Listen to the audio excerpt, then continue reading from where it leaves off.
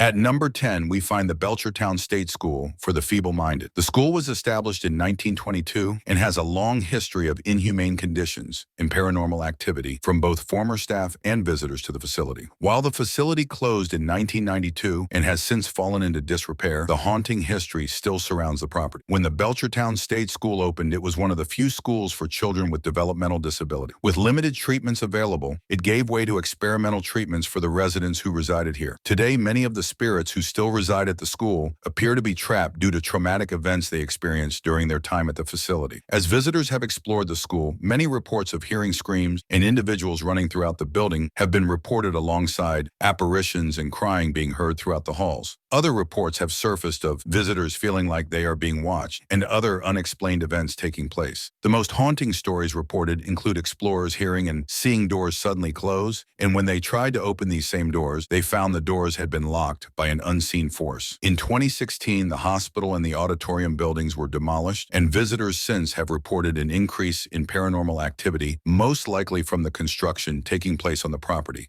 While plans were in place to build an assisted living facility on the property, those original plans did fall through, and since 2017, little work has been done on the property. As of 2024, the town has approved a housing development for the property, and plans to demolish the buildings are in the works. Today, the property is privately owned and off-limits to the public, but that has not stopped urban explorers and paranormal investigators over the years. Unfortunately, soon the remaining buildings will be gone. Moving on to the Freetown State Forest in Fall River, we find a long and mysterious history. Part of the Bridgewater Triangle, the Freetown State Forest has many reported paranormal experiences, including satanic cults, mysterious deaths, and even multiple investigations surrounding several murder investigations over the years. Unlike similar forests throughout the Commonwealth, the reports of paranormal activity date back to the 19th century and have increased over the last 50 years. While the cult reports have never been officially confirmed, the rituals performed within the forest itself have been confirmed, and official reports have been filed. With the haunting history of events that took place either within or around the forest, it is no wonder visitors report screams, voices, unexplainable events, and even seeing apparitions throughout the forest. Many believe the trapped souls all met unfortunate ends, either within the forest or were from the nearby towns. Some of the strangest events include reports of seeing lights within the forest, including a report from former President Ronald Reagan, who reported seeing lights within the forest. Other reports include strange disappearances, giant snakes, poltergeist activity, and many other unusual and paranormal activities within the forest borders. Today, the forest is open to the public. Still, the public is advised to watch for traps that may have been set without anyone noticing. But if you're looking for a truly mysterious place to investigate or even explore, this may be the spot for you.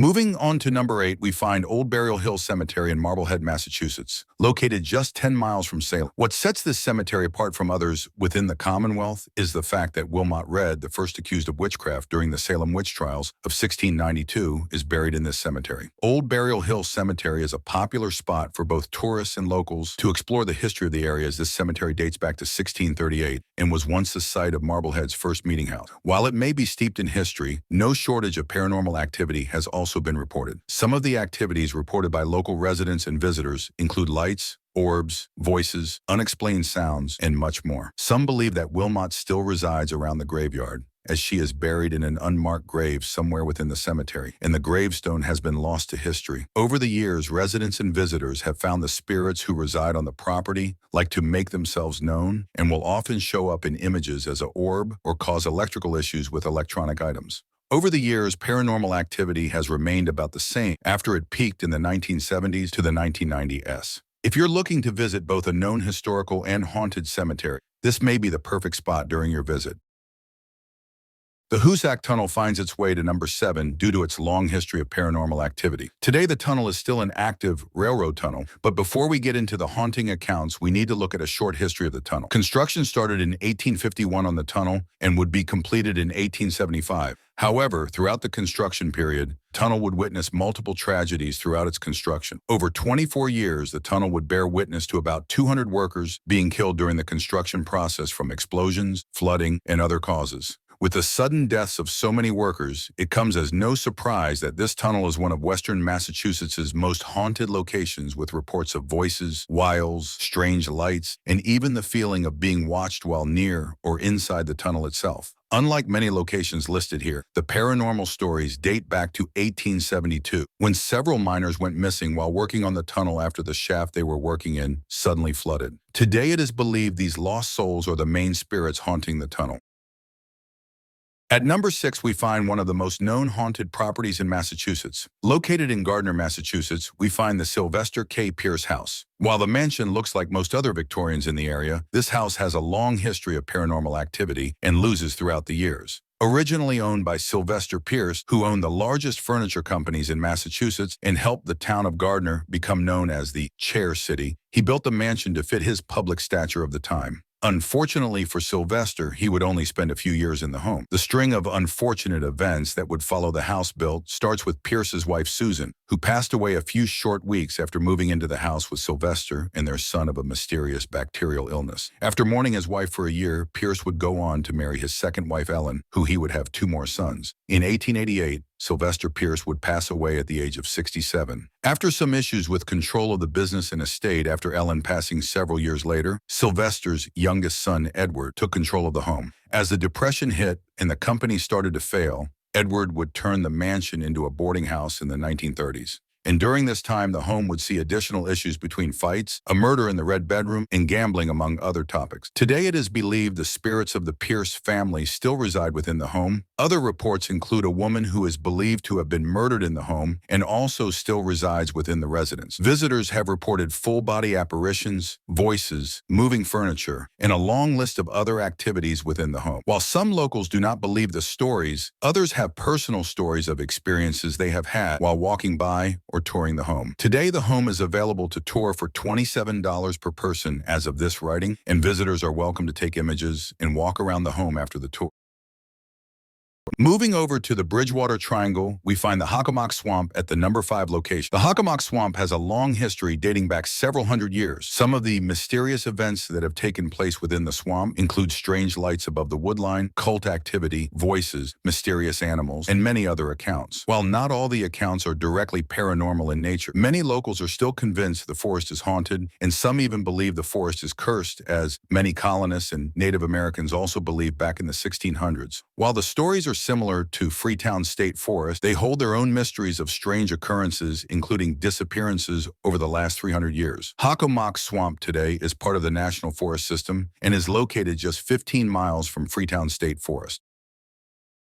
No list is complete without at least one Salem location. Proctor's Ledge finds its way to our list at number 4. Proctor's Ledge is today known as the official execution point for the 19 citizens of Salem convicted of witchcraft from 1692 to 1693. While the official location was contested for years, it was confirmed through eyewitness reports dating back to 1692 to be actually Proctor Ledge. At the time of the witch trials, the 19 who were executed were also left nearby, as it was considered dangerous to touch the body of anyone accused of being a witch or warlock. The result of this is some of the families actually retrieved their relatives' bodies at night without anyone knowing, as this was banned at the time to bury their family members. As a result of executions that took place on the property and the improper burial, the souls of many of the accused have found themselves still in limbo and residing within Salem. Over the years, numerous paranormal stories have surfaced from visitors to Proctor's Ledge. The most common story includes the woman in white being seen around Proctor's Ledge and different parts of Salem, and while she is only seen for a very short time, other reports include disembodied wails and a strange sense of dread and despair over Proctor's Ledge. At number 3, we find Concord's Colonial Inn, located in Concord, Massachusetts. The Concord Colonial Inn is located just a half-mile away from the location of the shot heard around the world, which many believe was the start of the Revolutionary War on April 19, 1775. Concord's Colonial Inn was built in 1716 and carries a long history of change and paranormal activity throughout its hall. Starting with room 24, where many visitors specifically choose to rent, we find a room with a haunting history dating back to its days as an operations room during the Revolutionary War and the many souls saved and lost within this room. During the war, the inn was owned by a doctor who offered his help with wounded soldiers. After the war, paranormal activity reports surrounding room 24 started to increase with voices, chills, and other reports. Many have also reported similar accounts while staying in room 27, which was once a morgue during the Revolutionary War, and seen thousands of individuals come through. Today, the visitors report flickering lights, voices, orbs, stuff moving, strange sounds and smells, and much more throughout the building, including an older lady in white, who many believe is a middle-aged nurse named Rosemary who once worked there. So if you're in the Concord or Lexington, Massachusetts area looking for a haunted inn to stay at for the night or even a couple of days, you may find the Concord's Colonial Inn is the perfect spot for you. Located in Rutland State Park, we find the old Rutland prison camp. Built in 1903, the prison camp was originally set up to house low-risk offenders and featured a co-op farm that grew potatoes on 150 acres out of the 914-acre lot. The farm also housed various animals. While the prison started out with good intentions, that would soon change as the property was built on a drainage area, which caused many issues over the years. It ultimately led to its closure in 1934 and was left abandoned. Throughout the prison's time, it has seen many changes, many faces, and even multiple deaths of prisoners for various reasons. Today, people who have visited the site have reported orbs, voices, and sounds of the old equipment and cell doors being heard throughout the property. While this property has less activity than some on the list, it is still a unique place to visit. Today, the property is open for the public to visit and explore. Still, the buildings are deteriorating slowly and caution should be used when studying. There is also a cemetery nearby which you can explore.